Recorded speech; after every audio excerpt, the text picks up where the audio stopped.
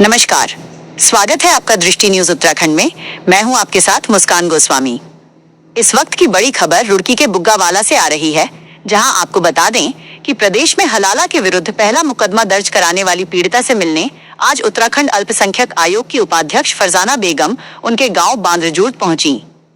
इस दौरान उन्होंने पीड़िता और उनके परिजनों से भेंट कर स्थिति की विस्तृत जानकारी ली और उन्हें हर संभव सहयोग और न्याय दिलाने का पूरा भरोसा दिया।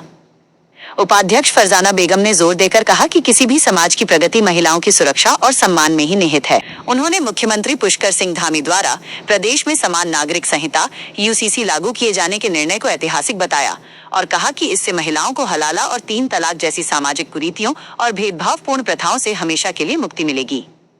उन्होंने पीड़िता के साहस की सराहना करते हुए कहा कि ये कदम अन्य महिलाओं के लिए प्रेरणा बनेगा और उन्हें अन्याय के खिलाफ खड़े होने की ताकत देगा। उपाध्यक्ष ने आश्वस्त किया कि राज्य सरकार और अल्पसंख्यक आयोग पीड़िता के साथ मजबूती से खड़े हैं और दोषियों के विरुद्ध सख्त कार्रवाई सुनिश्चित की जाएगी।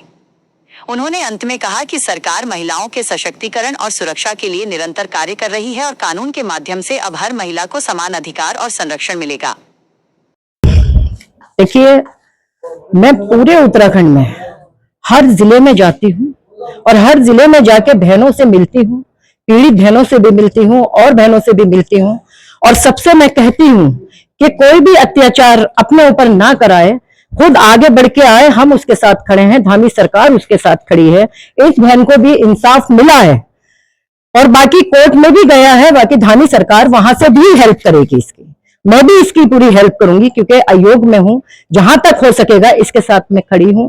महल्ले महल्ले जाके बस्ती बस्ती जाकर मैं बहनों का हौसला अफजाई करती हूं कि बहनें परेशान ना हो। कहीं ना कहीं मेरे ही अपने लोग हैं जो बहनों के ऊपर अत्याचार करते हैं, मेरी ही कौम है वो जो बहनों के ऊपर अत्याचार करती है, जो उनको दबा के रखती है, उन्हें आगे निकलने नहीं देती।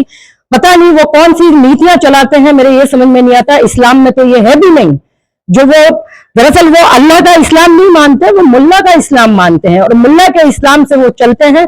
आए दिन ये हलाला और ये तलाकें आ रही हैं, उखड़ रही हैं, बहनें परेशान हैं, जिसको दबा भी दिया जाता है। कुछ परिवार अगर बहनें लड़कियां अगर उठाना भी चाहें तो कुछ माँ बाप कहते हैं कि बेटे हमारी रुसवाई ना हो जाए, तुम यही खत्म कर दो। वो आगे नहीं बढ़ना चाहती। शाहीन आगे आई है, कहीं ना कहीं इसका परिवार इसके साथ है और बहनों को भी हौसला मिलेगा और मैं इसके साथ खड़ी हूं, धामी सरकार इसके साथ खड़ी है। यूसीसी का मतलब ही ये था कि जो बहनें परेशान रहती हैं, आए दिन कोई ना कोई, मेरे पास तो मुरादाबाद से, रामपुर से और अमरोहा से, बरेली से फोन आते हैं कि हमारे यहाँ भी यूसीसी लागू करा दो। यूसीसी को देख के बहनों को हिम्मत मिली है। आपको पता ही होगा कि हमारे यहाँ एक आमतौर पर दूसरी शादी का भी माहौल था, तीसरी शादी का भी माहौल था, चौथी का भी था। अब कम से कम ये सुकून है यूसीसी आके कि अगर बीवी सही सलामत है और तुम्हारे घर में है तो आप दूसरी शादी नहीं कर सकते।